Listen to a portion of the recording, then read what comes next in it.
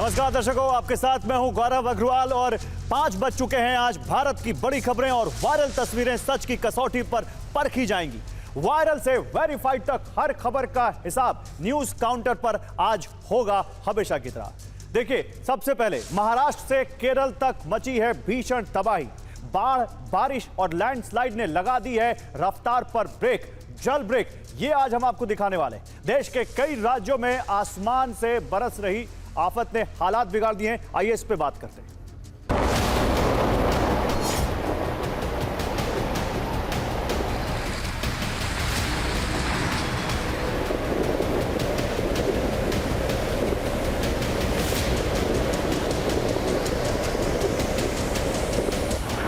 महाराष्ट्र से गुजरात तक भीषण तबाही।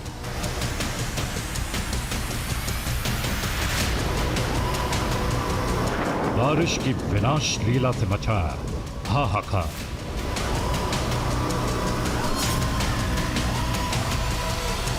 उफनते नदी नाले से डूबने लगे गांव और शहर।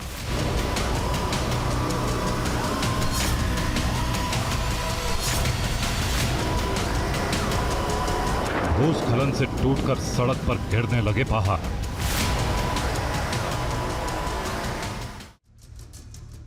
तो जैसा कि मैंने आपको कहा, देश के कई राज्यों में आसमान से बरस रही आफत ने हालात बिगाड़ दिए हैं। कहीं बादल फटने से तबाही हुई है तो कई नदियां उफान पर हैं। महाराष्ट्र से लेकर गुजरात और जम्मू कश्मीर तक कुदरत लोगों पर कहर बरपा रही है। ये 4 तस्वीरें आपके सामने हैं। आसमान से आफत, सैलाब का संकट कैसे, आइए एक एक तस्वीर आपके सामने एलोबरेट करता हूं मैं। महाराष्ट्र में बारिश आफत बनकर बरस रही है। बारिश ने हालात बेकाबू कर दिए हैं। अलग अलग हादसों में अब तक 20 लोगों की मौत हो चुकी है महाराष्ट्र में।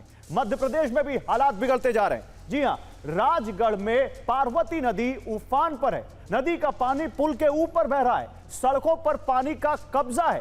केरलम के वायनाड जहां लैंडस्लाइड हुआ है, लैंडस्लाइड कल्लाडी में मीनाक्षी ब्रिज के पास हुआ है। यह जगह Anakkampoyil Kalladi Meppadi twin tunnel road project site के पास है। 2024 में वायनाड में जो लैंडस्लाइड हुआ था, यह इलाका उसके बिल्कुल करीब है। और देखिए कितना यहां पर हाहाकार मचाता हुआ बारिश का पानी, लैंडस्लाइड और उसके बाद लोग यहां पर इधर उधर बचाव के लिए भागते हुए। लेकिन अब एक और बड़ी तस्वीर है। जम्मू कश्मीर के डोडा से बड़ी तबाही हुई है। यहां पर हालात बेहद खराब हैं। बादल फटने और मूसलाधार बारिश ने इलाके में भारी तबाही मचा दी है। डोडा में कई गाड़ियां मलबे में दब गई हैं, कई घर क्षतिग्रस्त हो गए हैं। लोगों को सुरक्षित स्थानों पर पहुंचाया जा रहा है। तो ये 4 तस्वीरें जल ब्रेक की, सैलाब के संकट की। लेकिन सबसे पहले आइए आपके सामने और डिटेल रखते हैं केरल के वायनाड की। केरलम के वायनाड से लैंडस्लाइड की ऐसी तस्वीरें आई हैं जिसे देखकर हर कोई सहम गया। लैंडस्लाइड की यह घटना कल्लाडी के मीनाक्षी ब्रिज के पास हुई है। मल्लपुरम वायनाड टनल प्रोजेक्ट के कंस्ट्रक्शन का काम चल रहा था। टनल से मिट्टी निकालकर बाहर जमा की गई थी। बारिश के चलते मिट्टी खिसक गई, जिससे पेड़ उखड़ गए और बैरिकेड भी बह गए। हादसे का सीसीटीवी फुटेज सामने आया है, जिसमें दिख रहा है कि तेज लहर के साथ आया मलबा एक टैंकर को तिनके की तरह, ये विजुअल आप ध्यान से देखिएगा, तिनके की तरह बहा कर ले गया। सुरंग कंस्ट्रक्शन का काम रोक दिया गया। देखिए, आप ध्यान से देखिएगा इस विजुअल को। वो दूर से वो टैंकर बहता हुआ, मलबे के साथ बहता हुआ आता दिखाई दे रहा है। ध्यान से देखिएगा और कितनी फोर्स के साथ आया है। लोग भागते हुए दिख रहे हैं, गिर गए इसी मलबे से बचने के लिए, लेकिन बच गए किसी तरह, वरना कुछ भी हो सकता था। और अगली तस्वीर पुणे से है, महाराष्ट्र के पुणे से। पुणे में लगातार हो रही मूसलाधार बारिश ने एक 2 मंजिला इमारत को भरभरा कर गिरा दिया। भरभरा कर गिर गई वो इमारत। देखते ही देखते पूरी इमारत ताश के पत्तों की तरह जमींदोज हो गई। राहत की बात रही कि हादसे से पहले ही इमारत में रह रहे लोगों को सुरक्षित बाहर निकाल लिया गया था, जिससे बड़ा हादसा टल गया। प्रशासन ने इलाके की घेराबंदी कर मलबा हटाने का काम शुरू कर दिया है। ये देखिए, अगर आपके आस पड़ोस में ऐसा कोई हादसा हो जाए तो रूह कांप जाए। क्या हाल हुआ होगा उन लोगों का जिनके सामने इमारत गिरी होगी। ये पुणे की तस्वीरें हैं। मूसलाधार बारिश लगातार हो रही है, जिसके चलते प्रशासन ने पुरानी और जर्जर इमारतों में रह रहे लोगों को सतर्क रहने की अपील की है। आपसे हम भी अपील करते हैं, अगर आप ऐसे किसी इलाके में हैं तो सतर्क रहिए, क्योंकि ये जानलेवा साबित हो सकता है। अब पुणे के वाघोली लोगांव रोड पर उस वक्त अफरा तफरी मच गई जब तेज बारिश के चलते सड़क पर पानी का स्तर बढ़ गया। उसकी तस्वीर देखिए। इसी दौरान एक बस पानी के बीचों बीच फंस जाती है। ये तस्वीर हम आपको दिखा रहे हैं। बस में सवार यात्री कुछ देर तक सैलाब में घिरे रहे। हालात की जानकारी मिलते ही रेस्क्यू टीम मौके पर पहुंचती है, बस में फंसे लोगों को बाहर निकाला जाता है। तो यह तस्वीर है सैलाब के सितम की, यह तस्वीर है जल ब्रेक की जिसने आम जनजीवन पर ब्रेक लगा दिया है। यह तस्वीर है मूसलाधार बारिश के बाद लोगों की जिंदगी में आई आफत की। महाराष्ट्र के नासिक से एक और तस्वीर है। महाराष्ट्र के नासिक में बारिश अब आफत बन गई है। कहीं पुल बह गया है तो कहीं पहाड़ दरक रहे हैं। नासिक और त्र्यंबकेश्वर क्षेत्र में भारी बारिश हो रही है। मौसम विभाग ने अगले 24 घंटों में 300 मिलीमीटर तक, इसको सुधार लीजिए, 24 घंटों में 300 मिलीमीटर तक बारिश होने का अनुमान जताया है, जो काफी ज्यादा होता है। नासिक में बादल फटने की आशंका जताई जा रही है। मौसम विभाग ने रेड अलर्ट जारी कर दिया। नासिक के सभी स्कूल और कॉलेजों में आज छुट्टी घोषित की गई है। त्र्यंबकेश्वर मंदिर को श्रद्धालुओं के लिए बंद कर दिया गया है। त्र्यंबकेश्वर पहिने मार्ग पर बना अस्थायी पुल पानी के तेज बहाव में बह गया, जिसके बाद इस पूरे रास्ते को एहतियातन बंद कर दिया गया। मुंबई नासिक हाईवे के कसारा घाट में भी हालात बिगड़े हुए। हिवाला पॉइंट के पास पहाड़ से पत्थर और मिट्टी गिरने के कारण ट्रैफिक वन वे कर दिया गया है। नासिक में आफत की बारिश की तस्वीरें हम आपको दिखा रहे हैं।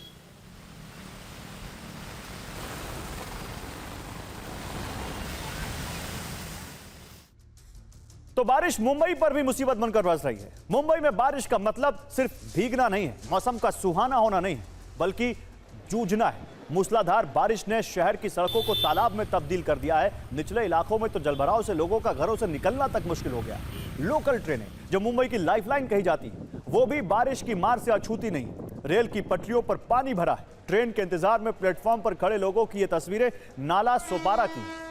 तेज बारिश के बाद रेल की पटरियों पर इतना ज्यादा पानी भर गया कि ट्रेनों की आवाजाही को रोकना पड़ गया। ट्रेन सेवा बाधित होने से प्लेटफॉर्म पर यात्रियों की भारी भीड़ जमा हो गई। क्योंकि सरकारी और अर्ध सरकारी जितनी भी कंपनियां हैं, प्राइवेट कॉर्पोरेट ऑफिस हैं, वो सारे के सारे आज भी बंद किए गए हैं। स्कूलों में छुट्टी दी गई है, कॉलेजों में छुट्टी दी गई है। मुंबई के अलावा रायगढ़, ठाणे, पुणे और नासिक के स्कूलों में छुट्टी दी गई है। और ऐसे में मुंबई में ऑरेंज अलर्ट है, ठाणे में ऑरेंज अलर्ट है, लेकिन जो नासिक है, नासिक, रायगढ़ और पुणे में रेड अलर्ट जारी किया गया है। पालघर में भी रेड अलर्ट जारी किया गया है। ऐसे में आज का पूरा दिन भी महाराष्ट्र में बरसात का दिन होने वाला है। और मुंबई में लगातार हो रही बारिश की वजह से इंसान ही नहीं, जानवर भी परेशान। पवई इलाके में 7 फीट लंबा मगरमच्छ झील के से निकलकर सड़कों पर घूमने लगा। लोगों की नजर जब उस पर पड़ी तो वो गाड़ी के नीचे छिपकर खुद को बचाने की कोशिश करने लगे। हालांकि वन विभाग की टीम ने जल्दी उसे पकड़ लिया और सड़क से उठाकर अपने साथ ले गए। पूरे रेस्क्यू ऑपरेशन में मगरमच्छ को चोट नहीं आई है कोई। फिलहाल मगरमच्छ की मेडिकल जांच की जा रही है और उसकी स्थिति ठीक है।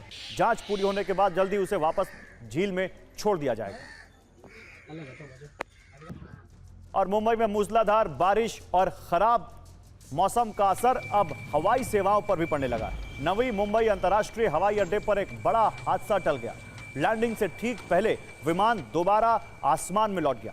दरअसल यह विमान लैंडिंग के लिए रनवे के करीब पहुंचा, लेकिन मौसम बिगड़ने और विजिबिलिटी कम होने के कारण पायलट ने तुरंत अपना फैसला बदला और रनवे को टच करने से ठीक पहले ही विमान दोबारा आसमान में उड़ गया, जिसे एविएशन की भाषा में गो अराउंड कहा जाता है। पायलट ने खतरे को वक्त रहते भांप लिया और विमान की लैंडिंग नहीं की। पायलट की सतर्कता और सूझबूझ की वजह से एक अनहोनी टल गई। और अब महाराष्ट्र से रुख करते हैं जम्मू कश्मीर का। जम्मू कश्मीर में भी कुदरत कहर बरपा रही है। बादल पहाड़ों पर आफत बनकर बरस रहे हैं।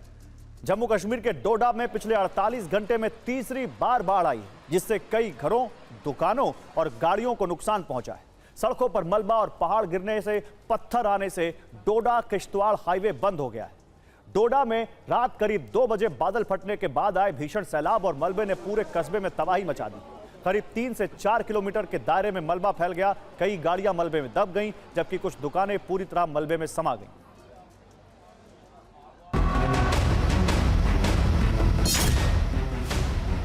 एडमिनिस्ट्रेशन ने बिल्कुल नहीं, उसने कोई कुछ भी नहीं कहा, ना उनको रोका।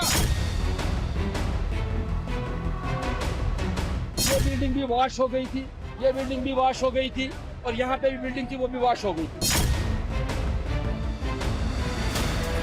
यहाँ की डिस्ट्रिक्ट एडमिनिस्ट्रेशन जो है, जिसको आज से पहले 3 महीने बजरिया रेजोल्यूशन ठाठली आवाम ने कई दफा दिया। बाकी लोग भी भागे, तब तक शुद्ध सारे लोगों को पता लग गया। लोगों ने तुरंत ही जल्द से जल्द अपने मकानों को खाली किया। 3 बजे के करीब बहुत ज़्यादा फ्लड आया, ऊपर से उसने ये सारा इधर टूट गया, ये सारा ये मतलब ले गया उड़ाकर, ये दुकानों के मकानों के पीछे सारा पानी। हमने ये देखा कि पत्थर भी चल रहे हैं, फिर हमने देखा इस साइड स्लाइड वो जो है उधर जैसे चारदीवारी जैसी थी वो टूट गई, उधर से जो पत्थर थे बड़े वाले वो भी नीचे आए।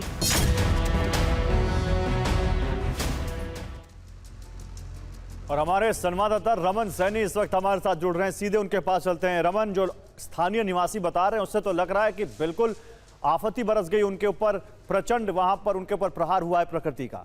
अभी आप वहां पर, तो बताइए क्या हालात हैं।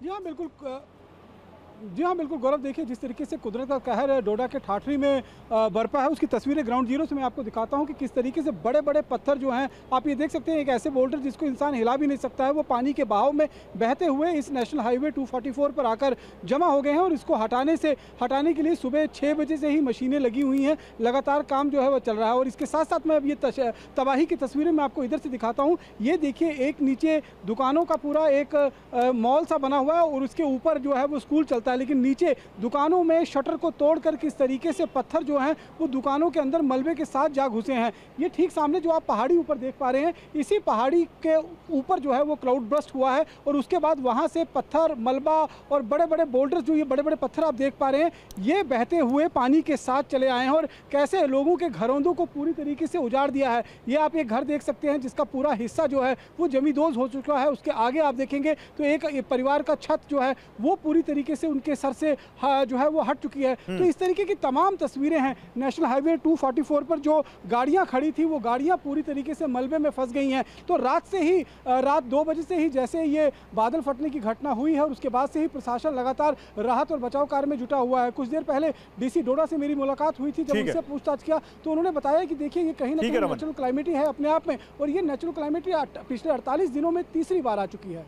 ठीक है रमन, बहुत शुक्रिया आपका। तो देखिए 48 घंटों में तीसरी बार अगर ये कैलामिटी आती है, इस तरह की आपदा आती है, तो आप स्थानीय लोगों की हालत का अंदाजा लगा सकते हैं कि क्या हालत होगी। और जो तस्वीरें रमन ने दिखाई, जिस तरह से बड़े बड़े पत्थर ऊपर पहाड़ से आए मलबे के साथ, वाकई ये डराने वाली तस्वीरें हैं। फिलहाल महाराष्ट्र ही नहीं, गुजरात भी बाढ़ और बारिश के सितम से जूझ रहा है। आइए आपको लेकर चलते हैं, वहां तस्वीरें दिखाते हैं, फिर उसके बारे में बात करते हैं, क्योंकि किस तरह से यहां पर महाराष्ट्र में हमने और जम्मू कश्मीर में किस तरह से वहां पर बारिश हुई, बाढ़ आई, किस तरह से आफत बनकर ये बारिश बरसी, हमने दिखाया पहले महाराष्ट्र और उसके बाद फिर हमने आपको दिखाया जम्मू कश्मीर। लेकिन गुजरात में आफत की बारिश देखिए कैसे। 2 तस्वीरें आपको बताने के लिए यहां पर हमने रखी हैं कि वहां पर भी हालात बहुत खराब हैं। अमरेली में हर तरफ पानी पानी, यहां सीने तक का पानी वहां लोगों को दिख रहा है। सूरत देखिए, सड़क पर पानी पानी, सड़कें दरिया बन गई हैं। एक तस्वीर आपको दिखाते हैं, दिखाइए पिसारो तस्वीर, कैसे यहां पर ये जो तस्वीरें आप देख रहे हैं, ये अमरेली और सूरत की ये तस्वीरें बताने के लिए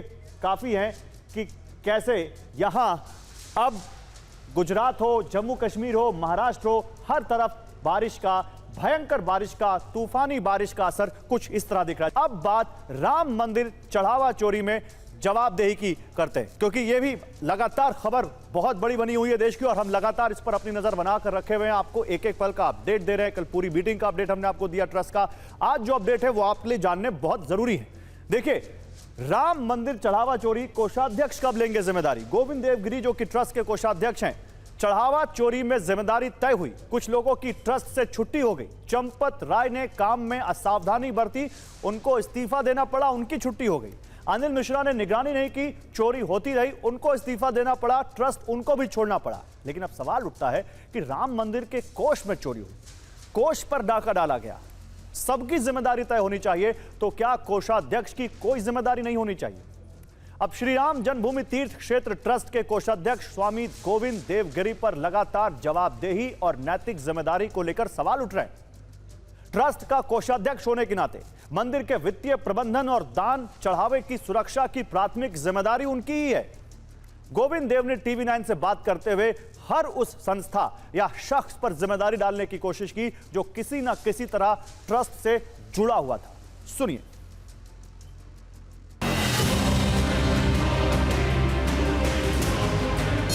हुंडी में, दान पात्रों में जो राशि आती थी उसके गिनती के समय वहाँ पर गबन हुआ, वहाँ पर चोरी हुई।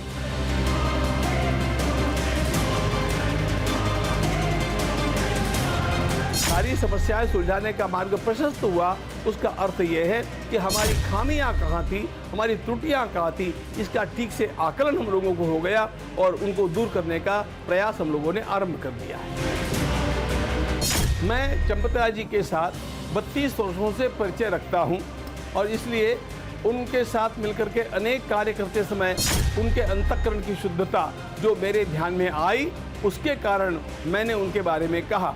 मैंने 2 बातें कही है, एक तो उनकी चारित्रिक शुद्धता और दूसरी उनके काम करने के तरीके की विसंगतियां, उसकी असावधानी। एसबीआई से क्या अपेक्षा रखनी चाहिए? जिन लोगों की सिफारिश अनिल मिश्रा जी ने की, उन लोगों की अपॉइंटमेंट तो सारे के सारे गिनती करने वाले अपॉइंटेड बाय एसबीआई है। तो एसबीआई का क्या कर्तव्य था?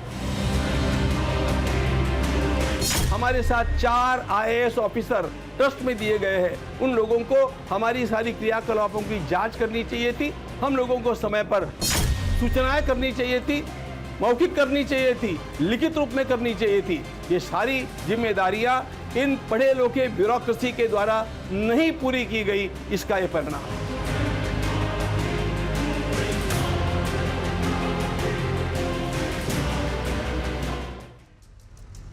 तो आपने सुना स्वामी गोविंद देवगिरी जी को, वो एसबीआई पर सवाल उठा रहे हैं, वो आईएएस जो ऑफिसर जो जुड़े हैं इस ट्रस्ट में उनको लेकर बात कर रहे हैं। लेकिन उनकी जिम्मेदारी कहां तय होती है? क्योंकि ये मामला सिर्फ चढ़ावा चोरी का नहीं, ये आस्था पर चोट का है। तो सवाल पूछे जाने चाहिए। पहला सवाल है कि गोविंद देवगिरी कोषाध्यक्ष, फिर भी चोरी में जवाबदेही क्यों नहीं तय की गई उनकी? दूसरा सवाल, कोषाध्यक्ष पद पर होते हुए भी लंबे वक्त तक चढ़ावे में चोरी कैसे होती रही, उनको पता कैसे नहीं चला? और तीसरा सवाल, एसबीआई अधिकारी और ब्यूरोक्रेट्स पर सवाल, तो कोषाध्यक्ष पर क्यों नहीं? भाई कोष की जिम्मेदारी ही कोषाध्यक्ष की होती है और उसी से चोरी हो रही थी। चौथा सवाल, चंपत राय ने असावधानी बरती तो गोविंद देव के काम पर सवाल क्यों नहीं? क्या उन्होंने अपनी जिम्मेदारी सही तरीके से निभाई? पांचवा सवाल, कोषाध्यक्ष के तौर पर गोविंद देवगिरी असावधानी वाले सवाल से कैसे बरी हो गए? ट्रस्ट ने उनकी भूमिका पर या उनकी जिम्मेदारियों पर चर्चा क्यों नहीं की? तो जो सवाल TV9 पूछ रहा है, वही सवाल अब राम मंदिर ट्रस्ट के सदस्य महंत दिनेंद्र दास ने भी उठाए कि आखिर गोविंद देवगिरी की कोषाध्यक्ष के नाते क्या कोई जिम्मेदारी नहीं है? एक सवाल ये भी उठ रहा है कि कोषाध्यक्ष की भी तो जिम्मेदारी है। मान लीजिए पैसों का मामला है, कोषाध्यक्ष की भी जिम्मेदारी तय हो जानी चाहिए। तो गोविंद देवगिरी को भी तो इस्तीफा देना चाहिए था, या फिर उनको भी तो इतनी बड़ी गड़बड़ी जब हुई है तो जिम्मेदारी लेनी चाहिए थी। आप इसको कैसे देखते हैं? नहीं, वो लेन देन करना उनको जरूरत है, लेकिन वो सब सदस्यों को बुलाए, बातचीत कर लिए, जो सदस्यों को निर्णय लिए वो भी मान लिए, पूरी बात बताए सबको। जो सदस्य निर्णय लेंगे वो मान्य होगा।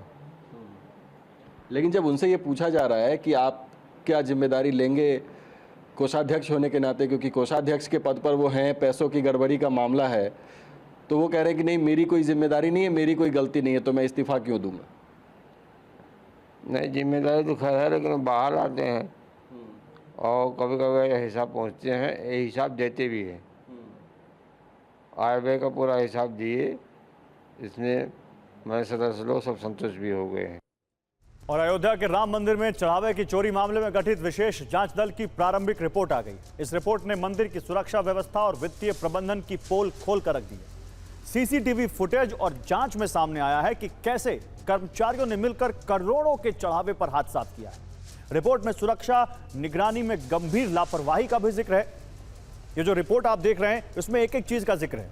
इस रिपोर्ट के अनुसार यह अनियमितता किसी एक दिन की घटना नहीं थी, बल्कि लंबे समय तक सुरक्षा और निगरानी व्यवस्था में कमियों का फायदा उठाकर चढ़ावे की चोरी की जाती रही। रिपोर्ट में कुछ कर्मचारियों के साथ साथ निगरानी की जिम्मेदारी संभालने वाले अधिकारियों की भूमिका पर भी सवाल उठाए गए।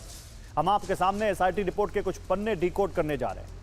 आइए जरा बिग वॉल पर चलते हैं और एसआईटी की जो रिपोर्ट है इसके कुछ खास पॉइंटर्स आपके सामने डिकोड करते हैं। वैसे तो कई पन्नों की रिपोर्ट है, लेकिन पेज नंबर 4 काफी खास है, वही से शुरू करते हैं। पेज नंबर 4 दिखाइए पीसीआर जरा वॉल पर। इस पेज के मुताबिक ये जो पेज नंबर 4 हम आपको दिखाने जा रहे हैं, ये इस पेज के मुताबिक, ये देखिए पेज नंबर 4 का यहां पर पैरा हमने यहां पर हाईलाइट किया है। इसके मुताबिक 70 बार चढ़ावा चोरी के सबूत हैं। 70 बार 27 अप्रैल से 5 जून तक सीसीटीवी ही मिल पाया है। केवल 27 अप्रैल से 5 जून तक सीसीटीवी फुटेज में 70 बार लोग चोरी करते दिखे। यानी 27 अप्रैल से 5 जून करीब यहां पर आप समझ लीजिए 40 दिन के आसपास का फुटेज है और उसमें वो 70 बार चोरी करते दिखे।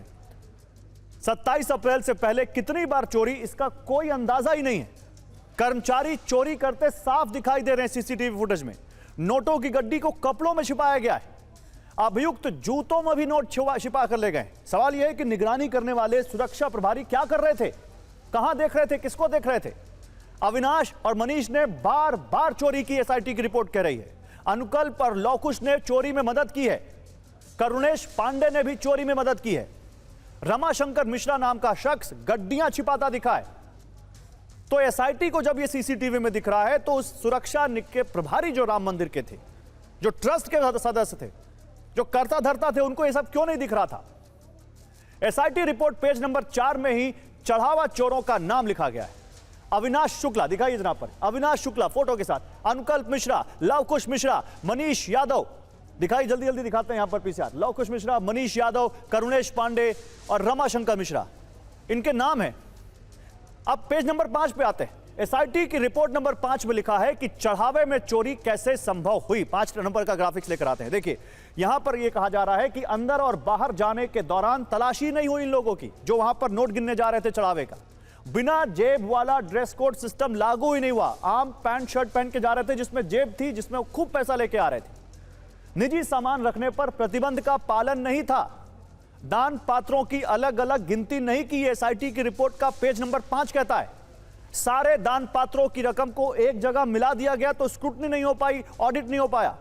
दान की वैल्यू की रसीद और सर्टिफिकेट नहीं बनाए गए जो सामने से आ रहा था। गिनती कक्ष में खाने पीने पर बैन का पालन नहीं किया गया। खाने का आइटम भी लेके आ रहे होंगे किसी चीज में, क्या पता चीजें खा ली और उसमें नोटों की गड्डी आ रही हो। गिनती कक्ष की सीसीटीवी निगरानी में लापरवाही थी, यह भी कहा गया इस रिपोर्ट में। एसआईटी रिपोर्ट नंबर 5 के मुताबिक चोरी की रकम कैसे ठिकाने लगाई गई यह भी बताया गया है।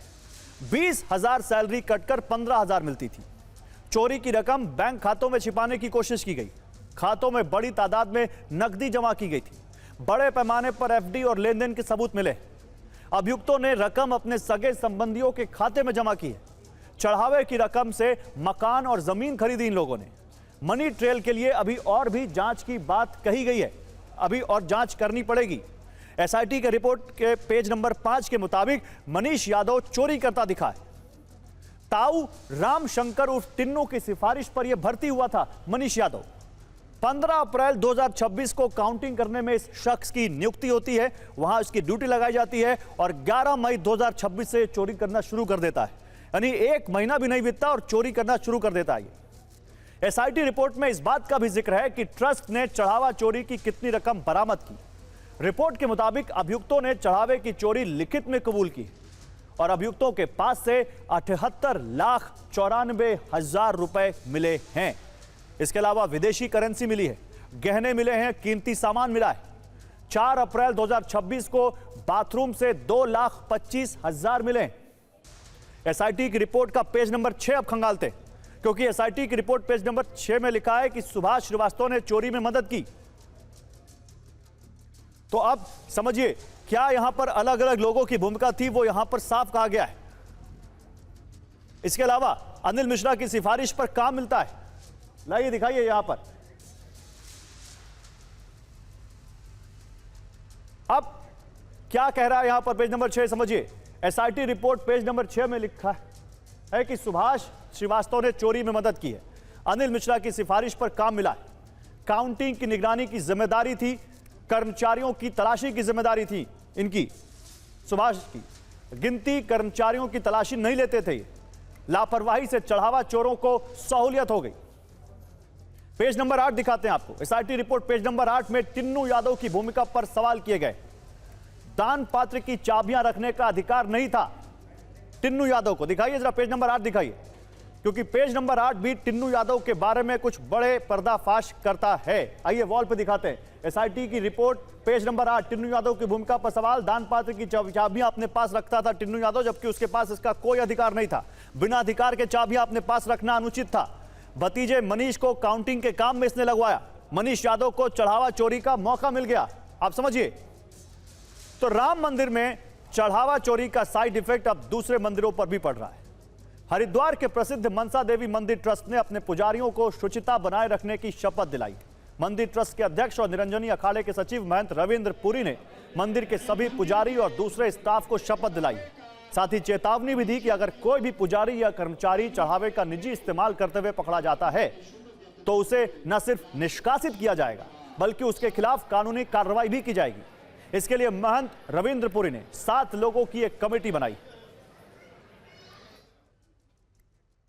अक्सर ऐसी शिकायतें आती है, चढ़ावे की चोरी होती है, और मैंने भी ये आज सुबह निश्चय किया, जितने मेरे पुजारी हैं सब पुजारियों को बिठा करके हमने इनको समझाया है कि देखिए भगवान के सामने का जो चढ़ावा होता है वो जेब में डालना उचित नहीं है। और हमने एक कमेटी बनाई है, 7 लोग मैंने उसमें रखे हुए हैं। जो भी कहीं कोई भी धन जेब में डालता मिलेगा, कोई भी सिंगल पाई भी जेब में डालता मिलेगा, उसको यहाँ से सीधा FIR होगा।